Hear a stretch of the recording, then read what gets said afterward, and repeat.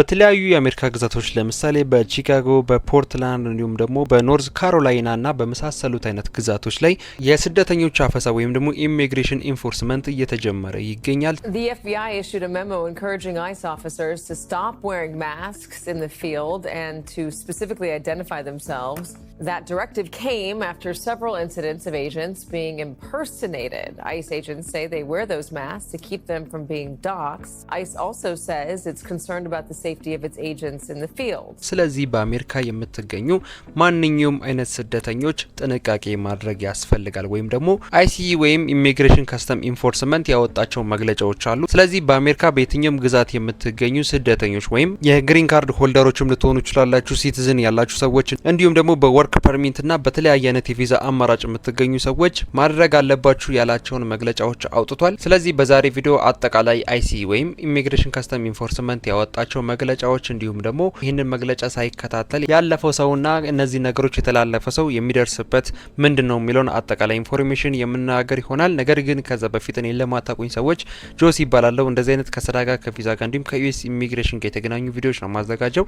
ስለዚህ እንደዚህ አይነት ቪዲዮዎች ማግኘት የምትፈልጉ ሰዎች ሰብስክራይብ አድርጋችሁ ቤተሰብ መሆናችሁን እንዳትረሱ። እንዲሁም ቪዲዮ ከመጀመሩ በፊት ሁላችሁም ላይክ እያደረጋችሁ መጀመራችሁን እንዳትረሱ። ወደ ቪዲዮአችን ንግባ። የዚህን ዌብሳይቱን ሊንክ ዲስክሪፕሽን ቦክስ ውስጥ ወይም የኮሜንት መጀመሪያ ላይ ያስቀምጥላችኋለሁ። ያስቀምጥኩላችሁን ሊንክ ተጠቅማችሁ ስትመጡ ዌብሳይቱ ልክ በዚህ በምትመለከቱት መልኩ ነው የሚከፍትላችሁ። እዚህ ጋር እንደምትመለከቱት ናቪጌቲንግ ዘ ኒው ዌቭ ኦፍ ኢሚግሬሽን ኢንፎርስመንት ይላል።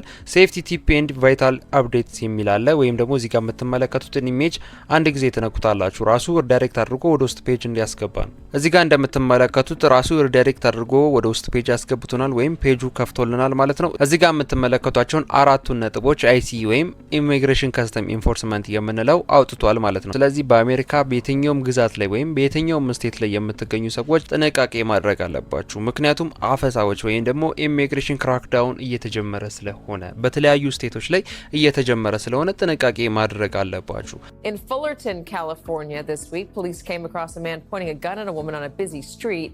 He identified himself as an ICE agent and said he felt like she was following him. Joining us now, staff writer at The Atlantic, Nick Miroff. He covers immigration and the Department of Homeland Security and just wrote about the issue of ICE agents wearing face masks. ታርጌት ከተደረጉ ሎኬሽኖች መካከል እዚህ ጋር እንደምትመለከቱት ቺካጎ፣ ፖርትላንድ እንዲሁም ደግሞ ኖርዝ ካሮላይና እንዲሁም ደግሞ ሌሎች አይነት ስቴቶች እዚህ ጋር የተዘረዘሩት ስቴቶች ላይ የምትገኙ ሰዎች ጥንቃቄ ማድረግ አለባችሁ። እዚህ ጋር እንደምትመለከቱት ከ1000 እስከ 1500 የሚሆኑ ኢንዲቪጁዋል ወይም ግለሰብ ስደተኞችን በቀን ለመያዝ ወይ ደግሞ ለማፈስ እንዳሰቡ ገልጸዋል ማለት ነው። ወይ ደግሞ በቀን 1000 እስከ 1500 ድረስ የሚሆኑ ስደተኞችን ለመያዝ እቅድ እንዳላቸው ገልጸዋል። ነገር ግን እነዚህ ከ1000 እስከ 1500 እንይዛለን ብለው የተናገሩት ወይም ከ1000 እስከ 1500 የሚጠጋ ስደተኛን እንይዛለን ያሉት እነዚህን ህጎች ማለትም ቀጥሎ የምነግራችሁን ህጎች ያላሟሉ ስደተኞችን ብቻ ነው የምንይዘው ሲሉ ገልጸዋል ማለት ነው። እዚህ ጋር እንደምትመለከቱት ሁለተኛ ላይ ክሩሻል ሴፍቲ ዋርኒንግ ይላል። ወይ ደግሞ ማድረግ ያሉባችሁ ነገሮችን በግልጽ አስቀምጠዋል ወይም የደህንነት ማስጠንቀቂያዎችን አስቀምጠዋል ማለት ነው። የመጀመሪያው ጭንብል ነው ወይም ደግሞ ማስክ የምንለው ነው።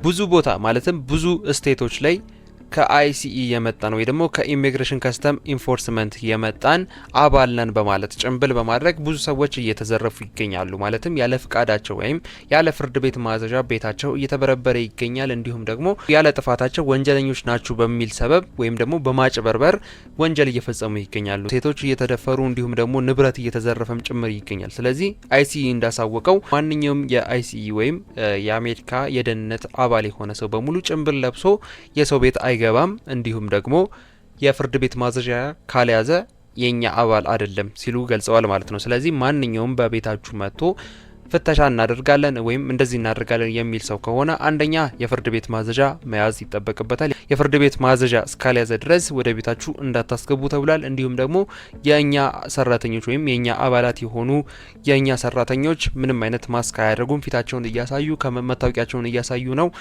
የፍርድ ቤት ማዘዣ ይዘው ፍተሻ የሚያደርጉ ሲሉ አሳውቀዋል። ስለዚህ ትኩረት ማድረግ ያለባችሁ ምንም አይነት የፊት ማስክ አለማድረጋቸውን፣ መታወቂያ መያዛቸውን እንዲሁም ደግሞ የፍርድ ቤት ማዘዣ መያዛቸውን እርግጠኛ መሆን አለባችሁ። ቅድሚያ ዶክመንት ከመስጠታችሁም ሆነ ወደ ቤታችሁ አስገብታችሁ ፍተሻ እንዲያደርጉ ከመፍቀዳችሁ በፊት ሲሉ ሴፍቲ ዋርኒንግ ገልጸዋል ማለት ነው። እዚህ ጋር ሶስተኛ ላይ እንደምትመለከቱት መብታችሁን ማወቅ አለባችሁ ወይም ደግሞ እዚህ ጋር ኖ ዩር ራይትስ የሚለው ስር ማለት ነው። እዚህ ጋር እንደምትመለከቱት በራችሁን እንዳትከፍቱ የፍርድ ቤት ማዘዣ እስካልያዙ ድረስ የሚል ጽሁፍ አለ ወይም ደግሞ እዚህ ጋር ያወጡት ራሳቸው መግለጫ አለ። ስለዚህ ይህንን እርግጠኛ መሆን አለባችሁ። ስለዚህ ይህ ነገር በተለያዩ ስቴቶች ላይ እየበዛ ወይም እየተስፋፋ ያለ ነገር ስለሆነ ትኩረት ማድረግ አለባችሁ። ሌላኛው አይሲኢ ለምንድን ነው ስደተኞችን አታክ እያደረገ ኢንፎርስመንት እየፈጸመባቸው ያለው የሚለውን በምንመለከትበት ጊዜ ወይም ራሳቸው ያወጡትን መግለጫ በምንመለከትበት ጊዜ ማንኛውም በአሜሪካ የሚገኝ ሰው ማለትም በየትኛውም ግዛት ላይ ወይም በየትኛውም ስቴት ላይ የሚገኝ ሰው በሚንቀሳቀስበት ጊዜ የግሪን ካርድ ሆልደር የሆነ ሰው ግሪን ካርዱን መያዝ ይጠበቅበታል ወይም መታወቂያ መያዝ ይጠበቅበታል። ከመታወቂያዎች ውስጥ ለምሳሌ ግሪን ካርድ ሆልደር ከሆነ ግሪን ካርድ መያዝ ይጠበቅበታል። ወርክ ፐርሚት ያለው ሰው ከሆነ ደግሞ ወርክ ፐርሚቱን መያዝ ይጠበቅበታል። እንዲሁም ደግሞ ስቴት አይዲ የምንለውን ሆልደር የሆነ ሰው ወይ ደግሞ ስቴት አይዲ ያላችሁ ሰዎች ደግሞ ስቴት አይዲያችሁን ይዛችሁ መንቀሳቀስ አለባችሁ በየትኛውም አይነት ሁኔታ ውስጥ ስትሆኑ ማለት ነው። እነዚህን ዶክመንት አይሲኢ በመንገድ ላይም ሊሆን ይችላል በማንኛውም ቦታ ላይ በሚጠይቃችሁ ሰዓት ማቅረብ ካልቻላችሁ ቀጥታ ኢንፎርስመንት ነው የሚፈጸምባችሁ ወይም ደግሞ ቀጥታ ወደ ህግ አካል ነው የምትወሰዱት ማለት ነው። ከዛ በኋላ ፕሮሰሱ ትንሽ ውስብስብ ስለሚሆን ችግር ውስጥ ትገባላችሁ። ስለዚህ ይህ ነገር እንዳይፈጸምባችሁ ግዴታ በየትኛውም ቦታ በምትንቀሳቀሱበት ጊዜ አይዲያችሁን መያዝ አለባችሁ። ግሪን ካርድ ሆልደሮችም እንደነገርኳችሁ ግሪን ካርዳችሁን፣ ወርክ ፐርሚት ያላችሁም እንደዛው፣ ሌላ አይነት የቪዛ አማራጭ ያላችሁም እንደዛው፣ እንዲሁም ደግሞ ስቴት አይዲ ያላችሁም ሰዎችም ሆነ ሲቲዝን የሆናችሁ ሰዎችም ዶክመንታችሁን ይዛችሁ መንቀሳቀስ ግዴታ መሆኑን አሳውቀዋል። Well, I think we've seen other federal agencies that are assisting ICE in this mass deportation campaign quickly adopt the same, face coverings. One veteran ICE official I talked to said that the FBI agents and the other agencies from the Department of Justice seem even more keen to wear masks than ICE officers because.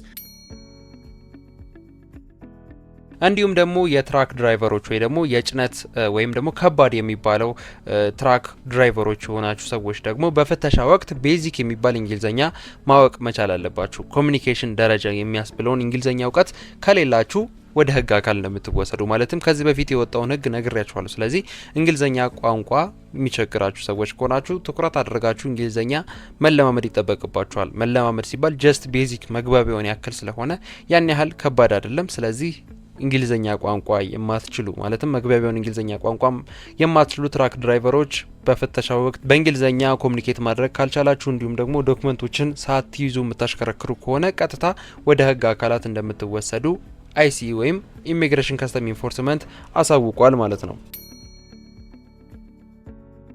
ስለዚህ እንደነገርኳችሁ ማለትም አይሲኢ ያወጣቸውን የደህንነት ወይም ሴፍቲ ዋርኒንጎች ትኩረት አድርጋችሁ መያዝ አለባችሁ። እንዲሁም ደግሞ በየትኛውም ቦታ ስትንቀሳቀሱ ግሪን ካርድም ሆነ እናንተን ሊገልጽ የሚችል ዶክመንት ይዛችሁ መንቀሳቀሳችሁን እርግጠኛ ሁኑ ማለት እፈልጋለሁ። የዛሬ መረጃ ይሄን ይመስል ነበር። አሪፍ ኢንፎርሜሽን ሼር እንዳረኳችሁ ለብዙዎቻችሁ የሚጠቅም ኢንፎርሜሽን ሼር እንዳረኳችሁ ተስፋ አድርጋለሁ። ሀሳብ አስተያየት እንዲሁም ጥያቄ ካለ ኮሜንት ላይ ጻፉልኝ። እንዲሁም የቪዲዮ እንደወደዳችሁት ሁላችሁም ላይክ ያደረጋችሁ አሳውቁኝ። በቀጣይ አሪፍ መረጃዎችን ቶሎ ተከታትዬ እንዳደርሳችሁ ቪዲዮ እንደወደዳችሁት ላይክ ያደረጋችሁ አሳውቁኝ። በቀጣይ በሌላ ቪዲዮ አገኛችኋለሁ። ለሁላችሁም መልካም እድል፣ መልካም ጊዜ